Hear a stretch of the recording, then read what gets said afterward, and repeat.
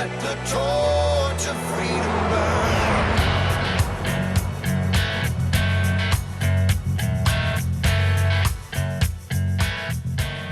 Welcome to the intersection of faith and the culture. It's WallBuilders Live, where we're talking about today's hottest topics on policy and faith and the culture. We always do this from a biblical, historical, and constitutional perspective. We're here with David Barton, America's premier historian and the founder of WallBuilders. Tim Barton is with us. He's a national speaker and pastor and president of WallBuilders. And my name is Rick Green. I'm a former Texas legislator and America's Constitution coach. We are excited about our interview today. You know, we often talk about all of the great judicial appointments that President Trump has made. I know I went into the 2016 election just hoping for half the judges to be good. I mean, I knew all of Hillary's would be leftist and very anti-constitutional, anti-religious liberty. I knew that would be the case with her. And I figured at the time with Trump, I'd be lucky if half of his appointees were good and half of them were not. And it's been unbelievable. 99%, we've said it often on the program, outstanding judges. The two to the U.S. Supreme Court, just fantastic.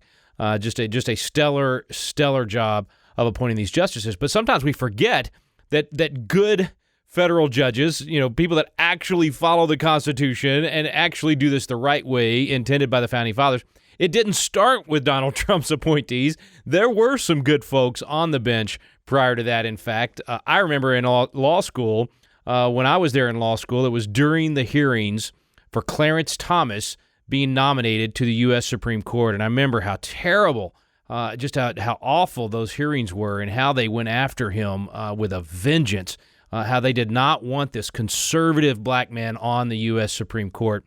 And just how he stood strong and since that time has become my favorite justice on the U.S. Supreme Court, not just because of his life story, but because of the decisions that he's handed down, the opinions that he's written that have had a great impact on my judicial philosophy. I mentioned the McDonald case often, the gun case, where he really goes back and does a great history of the 14th Amendment. But there's so many things that he's done to stand firm. He's the one that's really trying to take the court in the right direction.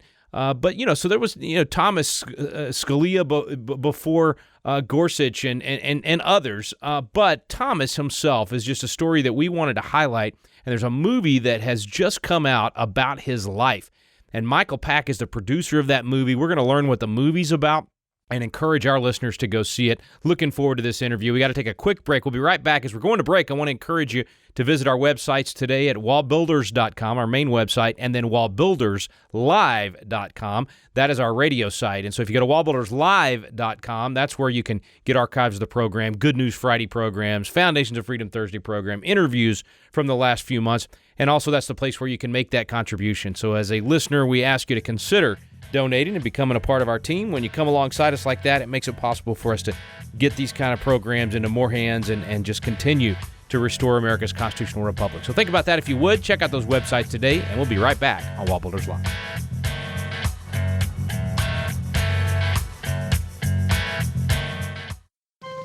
This is David Barton with another moment from America's history. The only title in the U.S. Constitution is We the People. In America, our government belongs to the people, or at least to those who get involved. In recent years, too many godly citizens have become spectators, apathetic about voting. However, Christians in previous generations behaved differently. For example, Daniel Webster declared, "The exercise of the vote is a social duty of as solemn a nature as man can be called to perform. A man may not innocently trifle with his vote. Every man and every measure that he votes for has an important bearing on the interest of others. By the selection of our own leaders, we the people will determine the direction of our own national policy and whether we'll honor or dishonor God. Therefore, voting can be considered a type of national ministry, so remember to vote in the upcoming elections." For more information on God's hand in American history, contact WallBuilders at 1-800-8-REBUILD.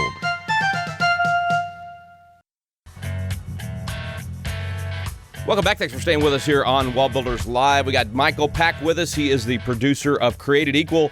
Clarence Thomas, in his own words, phenomenal movie out in theaters right now. Michael, thanks for your time today, sir.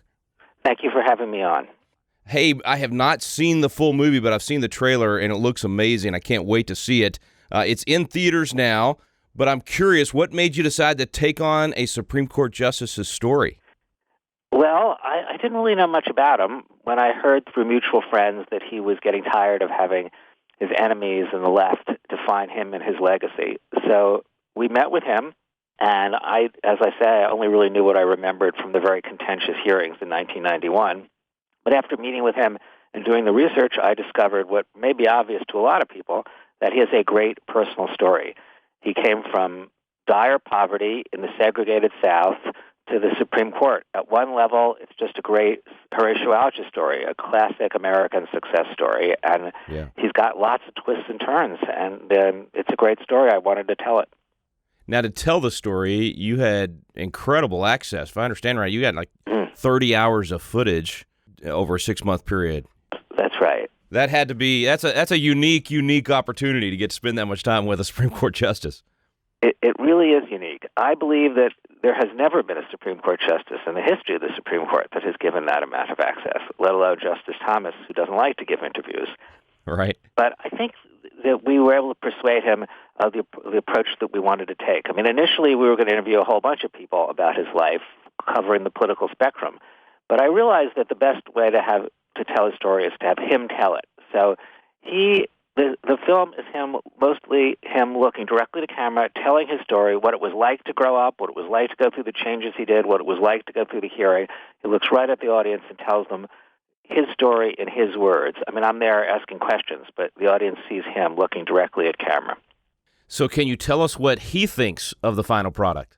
Well, I can only say that his wife saw it and loved it, and now just last week, his son saw it and loved it, and every friend of his saw it and loved it. I was at an event this week where Justice Thomas was introduced as a new movie star, which I think embarrassed him slightly. So he hasn't seen it, but given that he seemed very happy when I saw him about it, I hope that he does see it. But look, I mean, I understand why he's reluctant to see it. I mean, he's had a very difficult life. I mean, one of the most striking things about his life is his resilience, his ability to come back from many, many setbacks, and his unwillingness to define himself as a victim. He thinks of his life as blessed. But there are a lot of difficulties and struggles. And in this, it's not just that he gave me 30 hours of interview time, but he was willing to let me ask him questions that essentially forced him to relive those difficult moments. So it won't be fun for him to watch the film. It's inspiring for the rest of us. His wife, Ginny, when she saw it, said she cried, and I'm sure she did. So I see why he's a little reluctant, but I do hope he sees it. I'm excited for the world to get to know him in this way. I'm looking forward to it myself. I was in law school when those hearings happened, so I was just beginning in that world as well. And over the decades, he's become my favorite Supreme Court justice. I mean, his opinions, his positions, his love of the original intent, the Constitution, his effort to have less reliance on stare decisis. I mean, all the things he's done as a justice and continues to do, I think is exactly what we needed on the Supreme Court. So I'm personally excited about it, but I think it's good for the country to get to know him. And that, as you said, incredible story. And you hit on the faith element of his story as well, and how he went from really going radical left and atheist to coming back home to Christianity. That's right. The faith element is important. So he goes from dire poverty in Savannah, where his mother is working as a maid, and she finally, after several years, when he's 8, realizes she can't take care of her 2 sons and brings them to her father, his grandfather, to raise. And that's where he gets sort of his faith training. I mean, his grandfather converted to Catholicism, which was quite unusual for an African-American in the South in those years, sent him to parochial school. I mean, it was segregated then, but run by these Irish nuns who loved him, and he loved them. And he thrived in that environment, so much so that he decided he wanted to be a priest, and he entered the seminary. So, I mean, that's sort of a big faith commitment, clearly. But the seminaries that he entered were just desegregating. He was one of the first African-American students. So there he experienced racism on the part of the seminarians. It reached a peak, really, in 1968 when they were watching TV the day Martin Luther King Jr. was shot, and a white seminarian actually said, "I hope that son of a dies." Wow. And that was so appalling and shocking to Justice Thomas, as you could expect, that he had a long feeling anyway that the church wasn't doing enough for civil rights. So this capped it off. He sort of lost his faith, lost his calling, told his grandfather he didn't want to be a priest. His grandfather kicked him out of the house. And he became, as he says, an angry black man. Race and racism explained everything. His grandfather was an Uncle Tom. He went to where he had a full scholarship, Holy Cross, and he engaged he helped form the Black Student Union. He engaged in a walkout. He invited Black Panthers to speak. He supported everyone who was in your face, from Angela Davis to Malcolm X. So he went through that period, and then we show him coming back to his faith. He hits the kind of bottom when he goes to an anti-war rally in Cambridge near Harvard, and it turns into a riot, and he feels himself getting caught up in the riot and the madness of the crowd. And when he comes back to Holy Cross after midnight, he goes to the chapel. He hadn't prayed in a long time, kneels in front of the chapel and prays to God and says, "If you will take anger out of my heart, I will never hate again." And that's his beginning of coming back to his faith. And we see that process. And the other significant faith component is that once the Anita Hill charges come out, his hearings enter a new phase in his mind and his wife's mind, and they really feel it's a spiritual battle, and they rely on their faith to see them through that, and both of them talk about that. So the faith element is an important one. That's amazing. I mean, that story alone would be amazing to tell. It is amazing, and of course he tells it so much better than I tell it. I appeal to your listeners to go and hear the real thing. I'm excited about it. Now, Michael, the movie theaters that folks can go see, you have a listing on the website, so they can go look and see if it's local to them, and then they can also mount an effort to get it to a local theater if it's not there yet, right? Exactly. If they go to our website, justicethomasmovie.com, we list all the theaters where it's playing. I know you're in Texas, and a whole bunch of Texas theaters should have it now, Austin, San Antonio, Kingwood, but each week new theaters are on. It's been in 94 theaters so far, but if it's not in a theater near you and there's a group of you, we can make a show happen where you are. And as you just said, Rick, there's a place on the website to sign up for that. But I really appeal to your listeners to go, travel the extra 20, 30 minutes if it's not that convenient, and go see it. February is a perfect month. It's Black History Month. Justice Thomas's life should be celebrated, and it is not sufficiently during this month. But any month is a good month, and bring your children. Bring people who do not necessarily politically agree with you. I think they should all hear his story and at least understand where he's coming from. So I appeal to your listeners to go to the movie and watch it. It'll be a great evening. justicethomasmovie.com, justicethomasmovie.com. And for our listeners in other states and across the nation on our 300 stations, there's a listing there where you can find the movie close to you, and if not, bring it to your community. A great opportunity to honor a man that's served us quite well and hopefully will for years to come. Michael, I just want to thank you personally for taking on this project and doing this. I think it's great for jurisprudence. I think it's great for our people to understand what this man has been through and how blessed we are to have him on the Supreme Court right now. Well, thank you. It was actually an honor to do it, but I appreciate your sentiments, Rick. Thank you. That's Michael Pack, folks. The website is justicethomasmovie.com. Go check it out. We'll be right back with David and Tim Barton.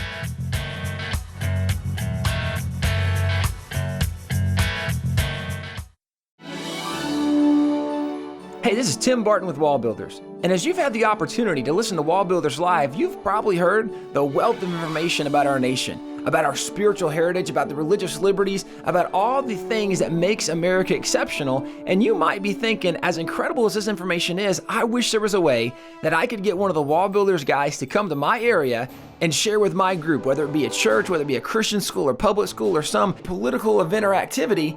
If you're interested in having a WallBuilder speaker come to your area, you can get on our website at www.wallbuilders.com, and there's a tab for scheduling. And if you'll click on that tab, you'll notice there's a list of information from speakers' bios to events that are already going on, and there's a section where you can request an event to bring this information about who we are, where we came from, our religious liberties and freedoms.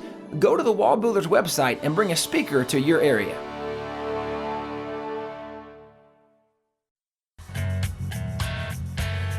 We're back on WallBuilders Live, back with David and Tim Barton. Special thanks to Michael Pack for joining us on the program and for this documentary, this new movie that is out about Clarence Thomas. David, Tim, what'd you think? Well, guys, I'm going to jump in first. One of the things I really appreciated, even we heard it in the interview, is Clarence Thomas has defined himself in a very strong position for a lot of years, even though there's been some accusations against his character.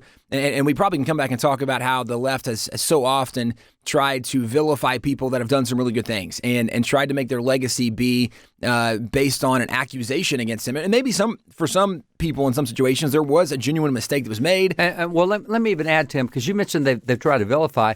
I thought Pelosi's response over the Trump, even though he was acquitted, she said, yeah, but he's forever been impeached. It's like, we got what we wanted. We wanted you to be a guy in history that's forever. And I remember back, because I was very actively involved politically when the Anita Hill stuff was going on. And it was the same kind of stuff that went on. Maybe something happened, but there never was any evidence to it. It was always accusations and media. Kind of like with Kavanaugh, the Kavanaugh hearings, all the slander, the accusations, never any proof. And after the fact with Kavanaugh, right, so many people came out and said, yeah, I was lying about it, whatever else.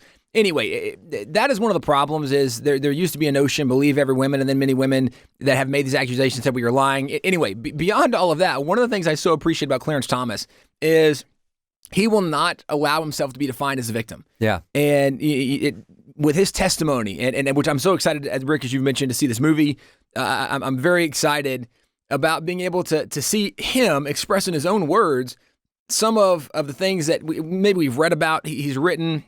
We've kind of heard some allusions to it at times, but where he talks about he was so filled with anger, he was so filled with frustration, and, Black Panther, right? I mean, Malcolm X, all these kind of things going on at the time, and in the midst of everything he's doing, he decides that anger's not the way for him anymore. And so I thought it was so cool when he prays to God and says, if you take this anger out of my heart, I will never hate again. If you look at him now, you would never think this dude used to have a major anger problem. Yeah. And you would never think he was a victim. He's a guy who has such a cool testimony of, coming out of nowhere and what the American dream is all about, that you can work really hard, you can accomplish things, you can progress, you can do. And in America, one of the great things about freedom and opportunity is when you apply hard work and you have freedom and there's great opportunity, you can achieve really significant things. And Clarence Thomas is such a unique example of some of that. And so certainly looking, as the interview highlighted, this testimony of his Christian faith, that now his faith is very important to him.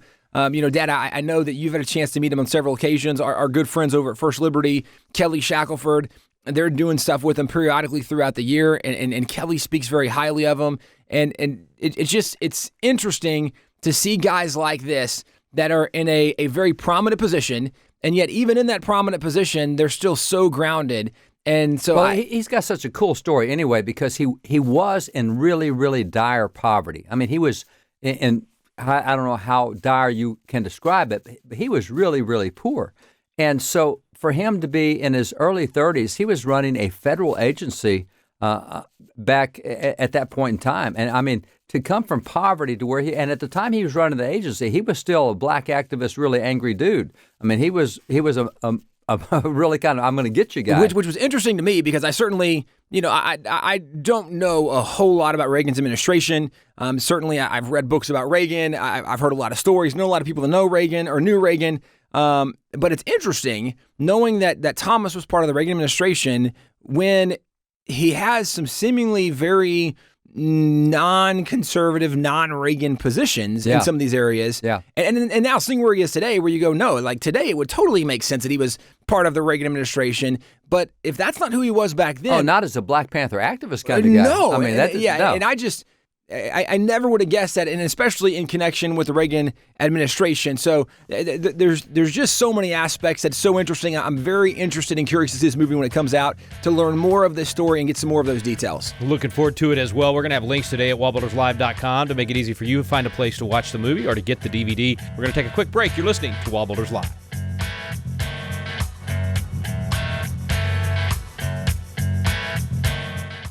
Have you ever wanted to learn more about the United States Constitution but just felt like, man, the classes are boring, or it's just that old language from 200 years ago, or I don't know where to start? People want to know, but it gets frustrating because you don't know where to look for truth about the Constitution either. Well, we've got a special program for you available now called Constitution Alive with David Barton and Rick Green, and it's actually a teaching done on the Constitution at Independence Hall in the very room where the Constitution was framed. We take you both to Philadelphia, the cradle of liberty in Independence Hall, and to the WallBuilders Library, where David Barton brings the history to life to teach the original intent of our founding fathers. We call it the Quick Start Guide to the Constitution because in just a few hours through these videos, you will learn the Citizen's Guide to America's Constitution. You'll learn what you need to do to help save our constitutional republic. It's fun, it's entertaining, and it's going to inspire you to do your part to preserve freedom for future generations. It's called Constitution Alive with David Barton and Rick Green. You can find out more information on our website now at wallbuilders.com. We're back here on WallBuilders Live. Thanks for staying with us today. We're talking about the new movie Clarence Thomas that is very revealing just about his entire life story, the power of what he came through and the difference he's made for the nation and hopefully will continue to make. You know, one of the other things that really stood out as Michael was talking about the movie was how that faith became such a prominent part of his change. In the time that I've known the Thomases and his wife, Jenny, just what a great lady, just such a class act. And as they came to Christ, they have helped so many others come to Christ. She has a real ministry of ministering to people in the New Age kind of realm, the kind of, alternative religions. And they've been so grounded. And to hear Michael say that, their faith was important, but when they got in that Anita Hill situation, it really came out in a much deeper level. And you can kind of call it spiritual warfare. I mean, they really did realize this was a spiritual attack. So I think one of the things that's been really cool about Justice Thomas is how strong his faith has been. It was not long ago that he was speaking at the dedication of the new chapel at Hillsdale. And while there, he gave a lot of his testimony. And it's a lot more than even what Michael was sharing. Again, we haven't seen the movie, looking forward to seeing it. And hearing Clarence Thomas talk for that many hours in the interview would have been really cool. But his faith is something he's really known for. And the other thing that I think that Clarence has done a great job of doing is really staking out ground as a constitutional intellectual. He doesn't always write many opinions, but when he does, oh my gosh, they are so strong, as he did with the Second Amendment opinion in the Heller case, when that was the first time you really had a full-on Second Amendment case at the court under the incorporation doctrine. And he came out in such a good historical exegesis, a constitutional exegesis. He has really done a good job of being an intellectual thinker from a constitutional standpoint. And he was always kind of silent when Scalia was there because, Scalia kind of took that role. But you've really seen Justice Thomas do some amazing opinions. And knowing how amazing so many of the things, some of his decisions, how good they were, how constitutionally sound they were, it's interesting just thinking about what's his legacy going to be. Certainly, he's left a pretty good legacy, some great decisions, his faith, his testimony. And yet we live in a culture where people want to believe accusations more than the good things somebody has done, right? If you look back to even George Washington, now Washington's villainized. We can't celebrate George Washington. We can't celebrate Christopher Columbus, even though there's so many accusations that are just ungrounded, unsubstantiated, not true. And yet today, no, we can't celebrate Columbus. I mean, go down the list, or even with Brett Kavanaugh, there's so many people that attack them because they don't like who they are. They don't like what they represent. They, whatever the case is, they want somebody different. They want something else. And so there's so many accusations, and Clarence Thomas certainly seems to be a guy that has suffered the brunt of a lot of attacks, a lot of leftist attacks, leftist accusations. And it does, to me, raise the point that this is why we have to be careful that, Dad, you often point out the verse from Proverbs that you need to hear both sides of the story, right? That one side sounds good until the other comes and cross-examines them, and then the truth kind of comes out. And so often with personalities where there's a lot of talk, where they're in positions of power and influence, and so there's a lot of conversation about them, a lot of times you hear one voice and not the other. And certainly there's been a lot of attacks against Clarence Thomas, but he is, as you mentioned, he's been so strong constitutionally, his faith, his testimony, and he's somebody that certainly, as President Trump has been able to nominate more and more conservative justices, he's someone that has been kind of a staple that you don't have to worry about his vote, right? It used to be that with Justice Kennedy, you kind of wondered, right, where's Kennedy going to go now with Justice Roberts? Right, Chief Justice Roberts, every now and then you're like, well, I'm not really sure how this decision's going to go. Clarence Thomas has been a guy you've never really had to wonder about. And as we have praised Trump for the reshaping, the remaking of the courts on so many levels, Clarence Thomas is a guy not there by Trump, but certainly who is such a good ally and aligned so well with the guys that Trump has been able to appoint. And guys, looking forward, I think it's real possible that Trump wins this election. He, I think for sure, is going to be able to replace Ginsburg, and real possible might get a Breyer or somebody else in his second term. So it'll be really interesting to see how the court continues to be reshaped under the Trump administration. Well, it's a great time to be alive, guys. I mean, this is just exciting to see these major decisions being made and these appointments that Trump is making, the thoroughness with which his team has done such a great job of vetting these judges. And just as you said, Tim, I mean, how the court is being reshaped in his administration in a very positive direction, as we would say here at WallBuilders Live. Certainly, if you care about the Constitution, if you care about the Declaration of Independence, if you care about following the rules and actually making sure the court is only doing what it's supposed to do, if all those things are important to you, then Clarence Thomas is a justice that you should very much admire and want to see more of. And it's been exciting to see that happen in the Trump administration. And Lord willing, we will get a lot more of those kind of judges on the bench, even though that's not the purpose of the court to shape policy. Not at all. Not what the founders ever intended. But unfortunately, that's how the system is working right now. And until we have a convention of states and until we have a restructuring of the system itself and put the court back in its proper place, these appointments are vital for decades to come. Vitally important for us to pay attention to them as well. We hope you've enjoyed today's program. We encourage you to visit our website. Once again, it's wallbuilderslive.com. You can get archives of the program. You can get all kinds of great information there. And, of course, consider making that one-time or monthly contribution. We sure appreciate those of you out there across the nation that are giving $25 a month or $5 a month or one-time donations of $500 or $5,000. All of you. Thank you, thank you, thank you. It takes dollars to do battle, and that's exactly what we're doing. We're engaging in a culture struggle. War, yes, is the right word, but that's going to determine the future of our nation. It's going to determine the kind of nation that our children are going to grow up in. So thank you for coming alongside of us and helping us to put the good news out there and to share these things through the radio program and through our training programs. We really do appreciate every one of you that make those contributions at wallbuilderslive.com. Thanks to all of you for listening today. You've been listening to WallBuilders Live. We stand undivided forever.